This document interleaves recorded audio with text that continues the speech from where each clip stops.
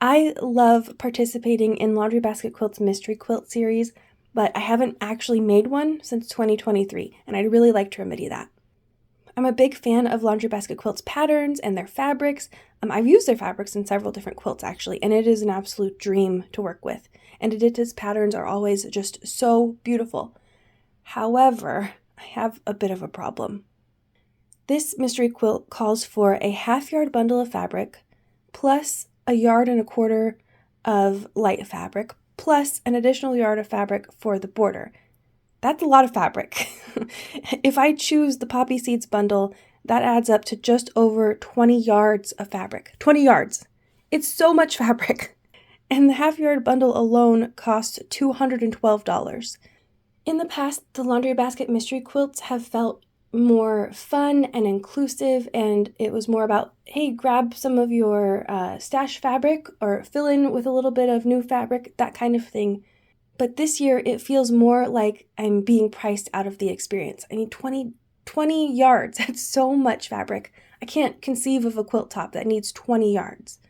And sure, Edita did mention something about like using the leftovers to make a pieced backing, but frankly, I am in a place where I want to save my pretty fabric for the quilt top and use more economical fabric for the backing.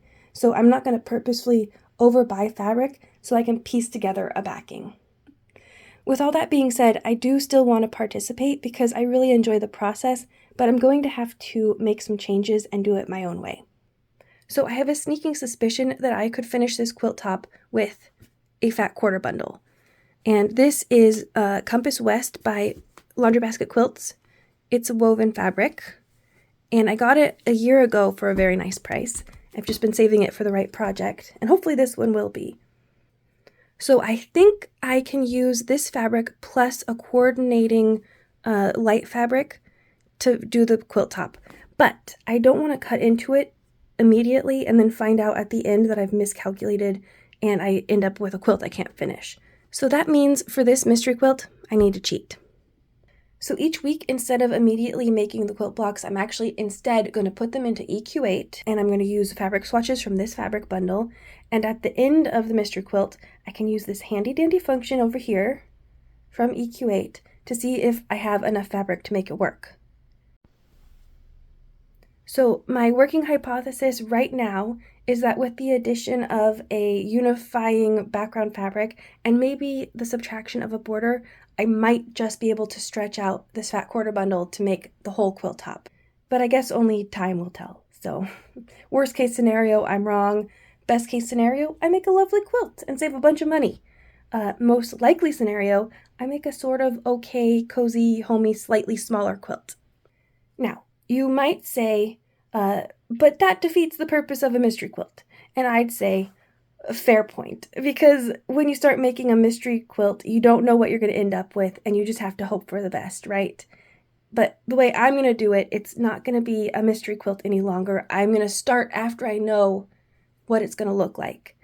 So the challenge for me really with this mystery quilt is not going to be about embracing mystery and giving up the control of all of the little details, but instead it's going to be about making do with what I have and puzzling out how I can use my fabric most efficiently. And the fact that I have so little fabric to work with, it really makes the stakes higher for me because there's a possibility that I could make a cutting mistake down the line and throw off all of my plans. But, at the end of the day, I just want to cobble together something, even if it's not perfect or symmetrical or exactly the same size. I just want to be able to participate in the quilting community without breaking the bank. So I'm just ultimately really excited to get started. Thanks for spending time with me today, quilters. If you want to support this channel and help me buy supplies and materials for future videos, please visit my Buy Me a Coffee page linked in the description below. If you enjoyed this video, please like, comment, and subscribe so you don't miss upcoming videos. And I'll see you again real soon. Bye!